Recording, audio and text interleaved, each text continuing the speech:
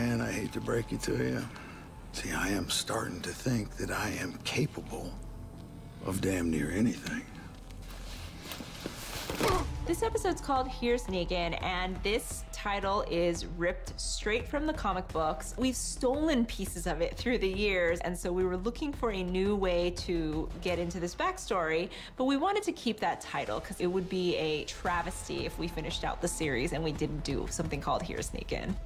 Little pig, little pig.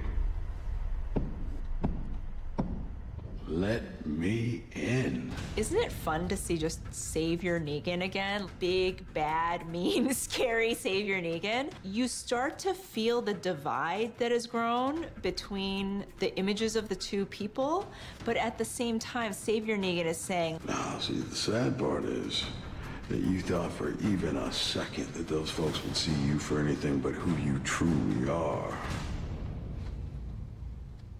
Which is me. That's sort of a thesis statement of the episode and of the series, you know? It's like, can you ever really leave behind that person that you were? And you see that Negan was one guy before, he became another guy, and now who is he now? And I think he's grappling with all of those things. What appointment? I'm getting an MRI. I need you to drive me home. I can't. I have a meeting with a probation officer. Negan and Lucille, pre-apocalypse, I think they were a family much like many other families where they were struggling. We've kind of given some clues, like, you know, they've got this basement, but it's unfinished. They started on this project and never got all the way there. They probably ran out of money at some point. They were at a strained point in their relationship. Negan was fooling around on her with the person that she thought of as her best friend. They have money troubles. He wasted money on this leather jacket. $600 on this Happy Days bullshit. He's out of a job because he assaulted a guy. He beat a guy up and put him in the hospital. Janine, I told you. That asshole had it coming. There is a deep love there because you'll notice that Lucille always kind of sticks up for Negan. They're each other's ride or die. I've got cancer. When she found out that she had cancer, he tried to rally around her. Once you jump into the apocalypse, you see that Negan's in a mode where he's doing everything humanly possible to keep her alive. You know, I lay awake at night, just wondering how I got so lucky that you have stuck with me.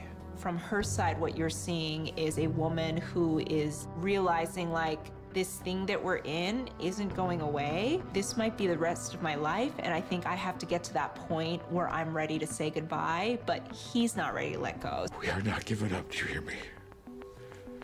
We are not giving up. Not ever. We thought it'd be really fun to cast Jeffrey Dean Morgan's real-life wife, Hillary Burton, in the role of Lucille. The two of them have such a wonderful, natural dynamic. Hillary's a wonderful, wonderful actor in her own right, and this role just felt like the right role. It's an iconic role in the show, and so it was really fun to see them get to work together. I think it's one of the highlights of the show for me.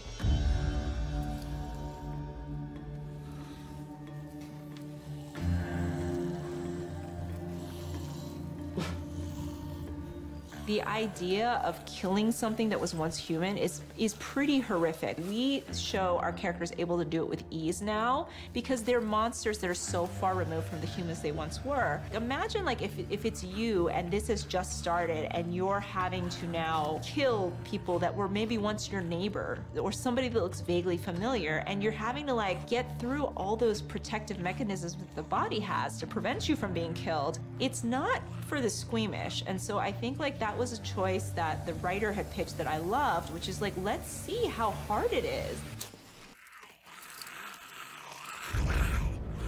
When you're looking in the face of somebody, that's not an easy task. Over the course of that episode, he has to, like, make harder and harder choices, and he just rages once she's gone.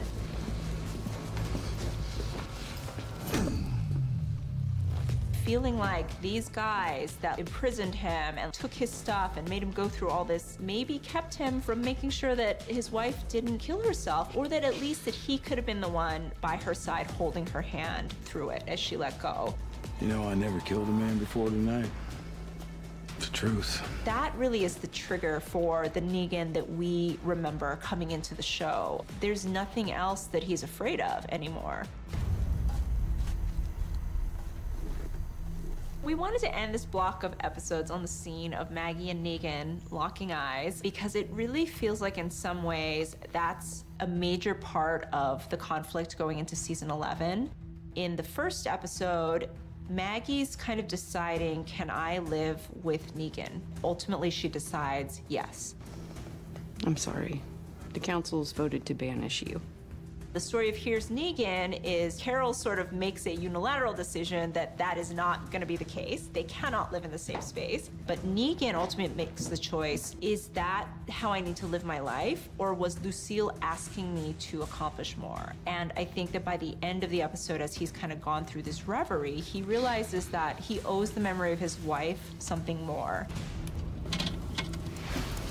When he goes in, they're both kind of making a choice in that moment when they look at each other, like the future is gonna have to be something different. Don't know what that is yet, but you know, we're gonna have to figure it out. There's so much great emotion between those two, so I'm excited to share what happens next with the fans.